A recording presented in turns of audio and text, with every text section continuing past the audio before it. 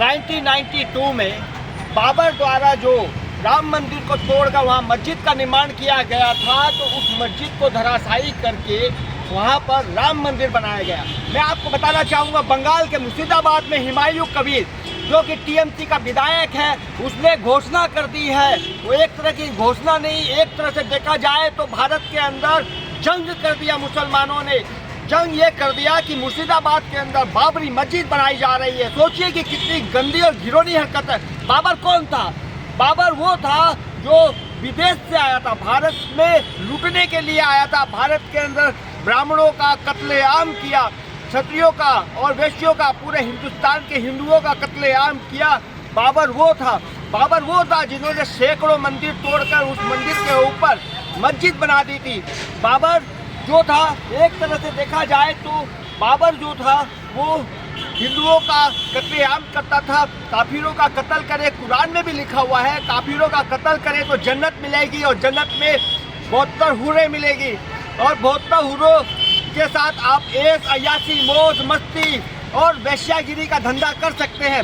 मैंने जन्नत में इस तरह से दर्शाया गया है। 72 हूरें इतनी सुंदर होगी कि आप उसको टच करेंगे तो लाल हो जाएगी, खारे समुद्र में थूकेंगे तो वो समुद्र शहद की तरह मीठा हो जाएगा। मैंने इस तरीके का जो है इस्लाम के अंदर, कुरान के अंदर वर्णन किया गया है। और बाबर वही था, उसी 72 हूरों के चक्कर में उसने हिंदुस्तान में आकर सैकड़ों हजारों मंदिर तोड़े और उसी मंदिर के ऊपर उसने वहाँ पर मस्जिद बनाई थी और हिंदुओं का कत्लेआम किया था।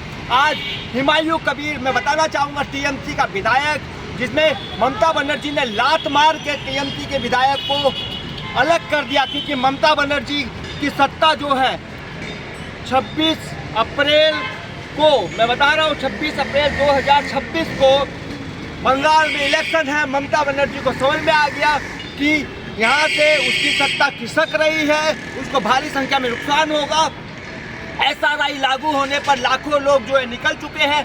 बंगाल के अंदर कम से कम 2.5 से 3 करोड़ जो है घुसपैठी है, जो बांग्लादेशी है, जो कि आपके रोहिंग्या मुसलमान है, पाकिस्तानी है, अफगानी है। बंगाल में 2.5 से 3 करोड़ जो है वो बांग्लादेशी निवास कर रहे हैं और इलीगल तरीके से। और बताना चाहूँगा, पूरे हिंदुस्तान के अंदर कम से कम 7.5 से 8 करोड़ जो है घुसपैठिए मौजूद है, जो हर कोने में विराजमान है। चाहे वो दिल्ली हो, यूपी हो, मध्य प्रदेश हो, राजस्थान हो, बिहार हो या केरल हो या हिंदुस्तान के हर कोने में हो या कश्मीर में हो। मैं फिर बताना चाहूँगा, हुमायूं कबीर को मैं चेतावनी देता हूँ, अगर उसने इस तरीके की हरकत की, बाबर का मस्जिद बनाया वहाँ पर, तो मैं बताना चाहूँगा ये जितने भी हुमायूं है, जितने भी बाबर है, उसके नाम का भी एक स्मारक बनेगा। और वो स्मारक जो बनेगा वो इस तरीके से बनेगा कि पूरे जितने भी आक्रमण किए थे भारत के अंदर, उसका एक स्मारक बनेगा और उसको इस तरीके से दर्शाया जाएगा कि उसको पैरों तले कुचला जाएगा, हिंदुओं के पैर के नीचे से। मैं बताना चाहूँगा, इसलिए बताना चाहूँगा क्योंकि उन लोगों ने हिंदुओं का कत्लेआम किया, सरेआम मंदिर को तोड़ा और सरेआम किस तरीके से हिंदुओं का नरसंहार कर दिया, सर धड़ से अलग कर दिया। तो ऐसा स्मारक भी बनेगा अगर बंगाल में बाबरी मस्जिद के नाम पर मस्जिद बनी तो। मैं बताना चाहूँगा, हिंदुस्तान में कई प्रकार से जो है मस्जिदें, कई जगह मस्जिदें जो है इलीगल तरीके से बनाई गई है। मैं सरकार से निवेदन करूँगा, तत्काल उस मस्जिदों को हटाया जाए, तोड़ा जाए, बुलडोजर चलाया जाए, ताकि इनको पता रहे कि इलीगल तरीके से जो कार्य किया गया है वो गलत है। और बार बार जो ये संविधान का उदाहरण देते हैं कि संविधान की आड़ में ये लोग बहुत कुछ कर रहे हैं, हालांकि देखा जाए तो इनके जबान पर संविधान है पर दिल में इस्लाम भरा हुआ है, दिल में, दिमाग में, सोच में, खून में इस्लाम भरा हुआ है। लेकिन ये जो संविधान का उदाहरण दे के बार बार संविधान की किताब को आगे रखते हैं, तो मैं बताना चाहूँगा, संविधान सिर्फ और सिर्फ हिंदुओं के लिए बना था, क्योंकि भारत जो है 1947 में विभाजन हो गया था। धर्म के आधार पर उसे बांग्लादेश, मैंने पाकिस्तान और पूर्वी पाकिस्तान दे दिया गया, जो आज बांग्लादेश के नाम से जाना जाता है। यही बताना चाहूँगा मैं हुमायूं कबीर से।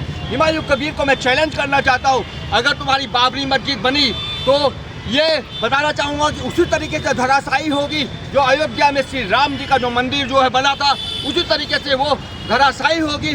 और बार बार चैलेंज कर रहा हूँ मैं हेमंत तोसावट, हुमायूं से कि अपना जो कदम आगे बढ़ाए हो वो पीछे कर ले, क्योंकि बाबर जो था वो भारत में आक्रमण किया था और हिंदुओं का नरसंहार किया था, जो हिंदुओं का कत्लेआम किया था हिंदुस्तान में आकर।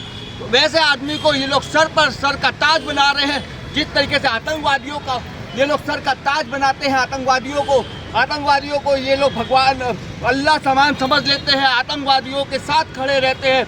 उसी तरीके से ये बाबर भी जो था एक आतंकवादी था, और बाबर के नाम से जो मस्जिद बन रही है वो एक तरह से देखा जाए तो आतंकवादियों को बढ़ावा देना, आतंकवादियों को भारत के अंदर घुसना और आतंक का नंगा खेल खेलने के समान माना जाएगा। बाबरी मस्जिद जो कि मुर्शिदाबाद बंगाल में बन रही है, और ये बनने की हिम्मत जो है ममता बनर्जी की वजह से मिली है, नहीं तो हिम्मत ना होती। क्योंकि ममता बनर्जी जो है घुसपैठियों का भी समर्थन कर रही है, SRI का विरोध कर रही है, बांग्लादेशी और जो रोहिंग्या मुसलमान है उसके साथ खड़ी हुई है।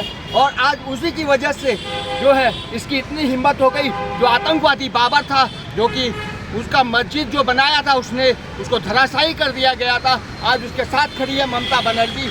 और जो हुमायूं कबीर जो मस्जिद बना रहा है, मैं फिर चैलेंज करना चाहूँगा, अगर उसने मस्जिद बनाई तो वो धराशायी होगी और फिर बोलना नहीं। और जब मस्जिद ही धराशायी नहीं होगी, उसके साथ जो भी खड़ा रहेगा, मैं भारत सरकार से निवेदन करूंगा कि उसको भारत की नागरिकता समाप्त की जाए, NSC लगाया जाए और उसको सड़कों के पीछे फेंका जाए, क्योंकि ये एक भारत में आतंकवाद का मेन अड्डा बनाने के समान माना गया है। आपने देखा होगा कई बार मदरसों के अंदर रेड पड़ती है, मस्जिदों में रेड पड़ती है, तो किस तरीके से हथियारों का जखीरा मिलता है।